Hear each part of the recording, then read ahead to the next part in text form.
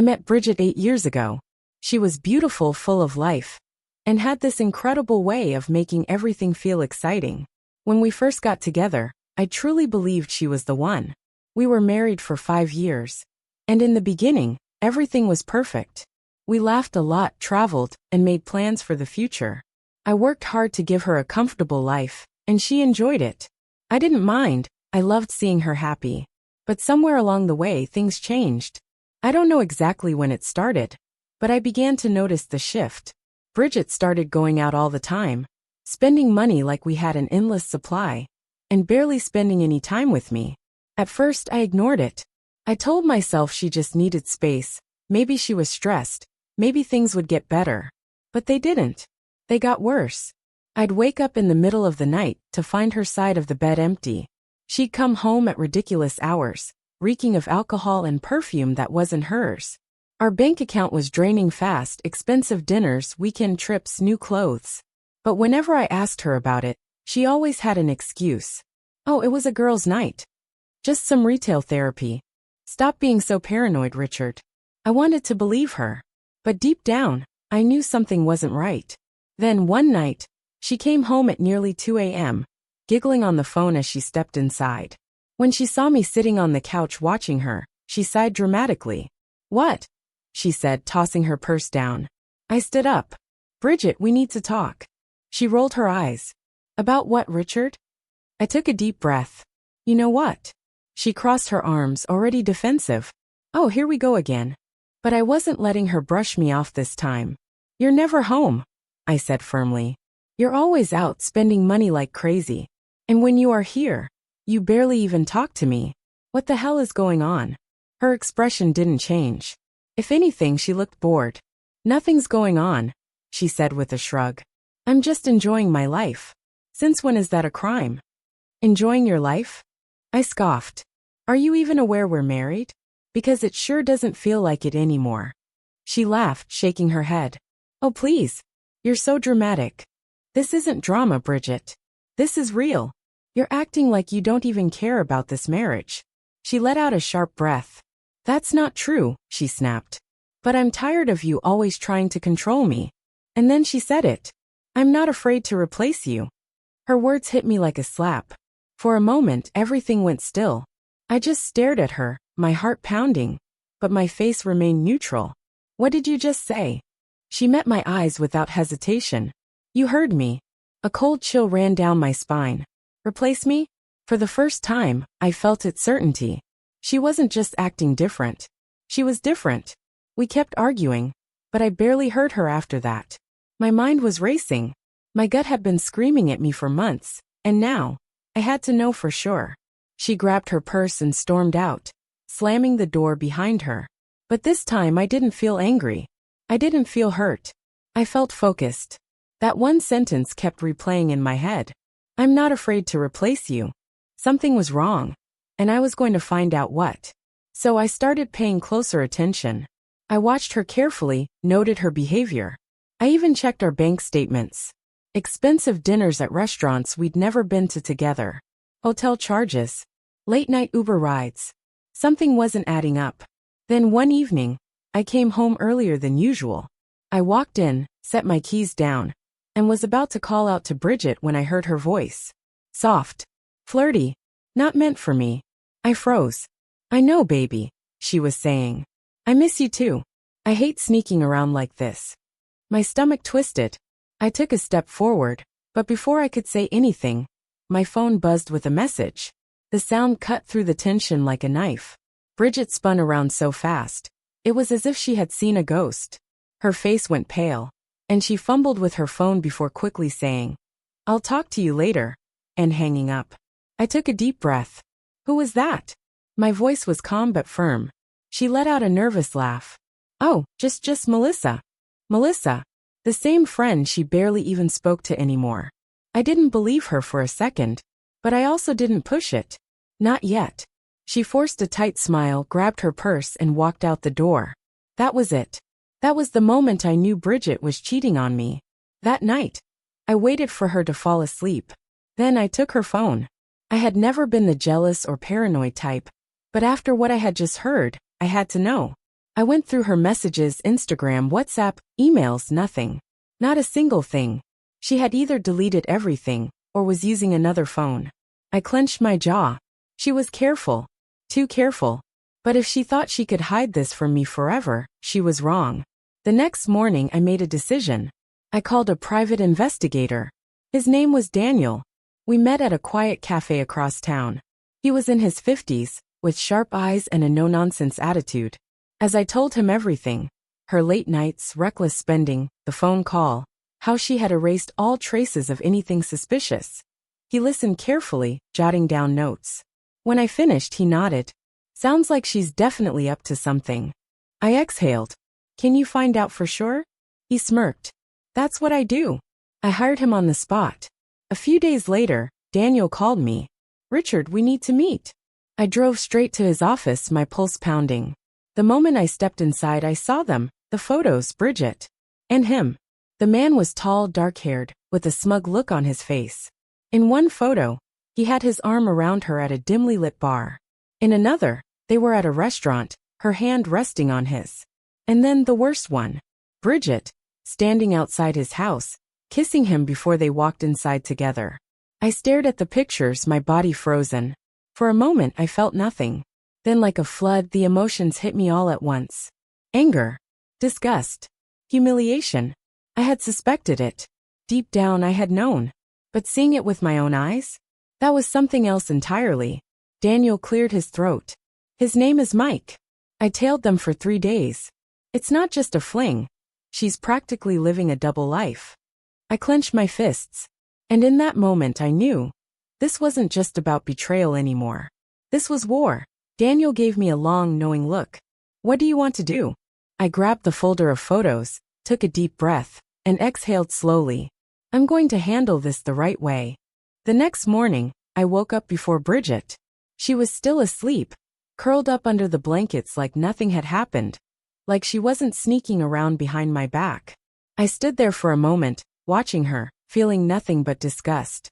Without a word, I got up, got dressed, and left the house. I drove straight to a lawyer's office. No hesitation. No second thoughts. The lawyer, a sharp-looking man with an air of confidence, listened intently as I laid out the details. I told him everything.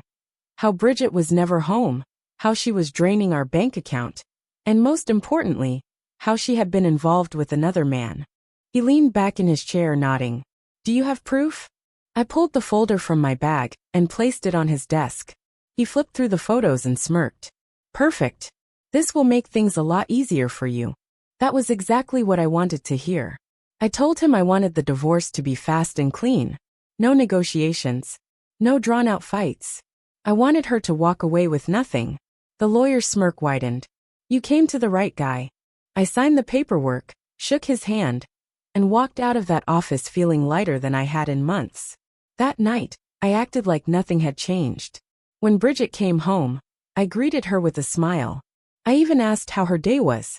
She barely responded, too busy texting, probably him. Good, I thought. Let her feel comfortable. Let her think she got away with it. Over the next few days, I played the role of the clueless husband. I made her coffee in the morning. I asked if she wanted to watch a movie together. I even complimented her outfit. She ate it up. She had no idea that while she was sneaking around, I was preparing to throw her out of my life for good. 3 days later, the papers were ready. I picked them up from my lawyer's office and sat in my car, staring at the thick stack of documents. This was it, the final step. I pulled out my phone and called my best friend Joseph.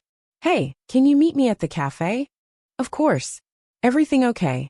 I'll explain when you get there. When Joseph arrived, I wasted no time. I told him everything. How Bridget had been acting distant, staying out late, spending money recklessly, and worst of all, seeing someone else. Joseph listened quietly, his expression serious as I laid it all out. When I finished, I looked him in the eye. I need a favor. Anything, he said. I need you to serve Bridget with the divorce papers. She doesn't know yet, and I want it to be a surprise. He was quiet for a moment, then nodded. He understood what I was asking, and despite the gravity of it, he was ready to help me carry it out. It was a quiet afternoon. Bridget and I sat in the living room. She was scrolling through her phone, probably texting her boyfriend. I pretended to watch TV waiting. Then a knock at the door. I got up and opened it. Joseph stepped inside holding the folder. Without a word, he handed it to Bridget. "Here you go," he said, giving her a quick nod before turning and walking out. Bridget frowned and looked down at the folder, confusion crossing her face. "What is this?" she muttered, flipping it open. I didn't answer. I just leaned back in my chair, watching. Her face went pale. "What the hell is this?" she gasped. "You tell me," I said. She looked up at me, eyes wide. "Richard, these are divorce papers." "Yeah." My voice was flat, emotionless. Her hands started shaking. "What? I don't why?" I raised an eyebrow. "Why? Really?" She swallowed hard. "Richard, come on, you don't mean this." I leaned forward, my expression cold. "Oh, I do. You wanted to replace me, right? Well, now's your chance. Pack your stuff. Get out."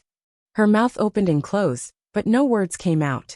I let out a small, amused breath. "Oh, and one more thing. I transferred all the money from our joint account." Her head snapped up, eyes wide. "You what?" "You heard me," I said, my voice calm. "Figured I'd keep what's mine." Bridget's lips parted, disbelief written all over her face. You can't do this." I smirked. "Oh, but I already did. You can go stay with your new boyfriend now." She flinched. "What? Who? What are you talking about?" I reached into my bag, pulled out a few photos, and placed them on the table between us.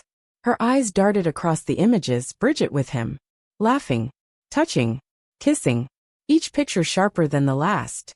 Her face drained of color. Where did you get these?"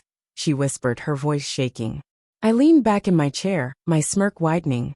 "I hired a private investigator." I let the silence stretch. Bridget's eyes flickered with panic, her mind racing for an excuse, a way out. Then she exploded. "You put someone to follow me? You invaded my privacy? That's disgusting, Richard." I laughed, a cold, bitter sound. "Oh, I'm the disgusting one? That's Rich." She shot up from her seat, her legs shaky, tears welling in her eyes. "You're really doing this?" "I am," I said, crossing my arms. "Now, are you going to pack your stuff? Or do you need help?" With a furious glare, she stormed off, slamming the bedroom door. Moments later, I heard her sobbing as she packed. But I didn't care. She made her choice. The divorce went smoothly, for me at least. Bridget tried to fight it. She whined, cried, begged. Then she got angry, demanding half of everything. But the moment my lawyer presented the proof of her cheating, her case collapsed. She got nothing. Not a damn thing. No money. No house. No alimony. Nothing. She screamed at me in the courtroom after the ruling. "You can't do this to me, Richard." I just smiled. I already did. Eventually, she moved in with Mike. But I didn't care. For the first time in years, I felt free. No more arguments. No more watching my wife slip away. No more feeling like I wasn't enough. I focused on myself. I hit the gym. Went out with friends. Took a few trips. Even started dating again. Bridget became nothing more than a bad memory. Then one evening my phone buzzed. "Hey, can we talk?" I stared at the screen, my fingers hovering over the reply button. Then, I set my phone down without responding. An hour later, another message popped up. "Please, Richard. Just give me 5 minutes." Still, I didn't reply. The next night, I was at home watching TV when a knock interrupted the quiet. I got up, opened the door, and there she was. Bridget.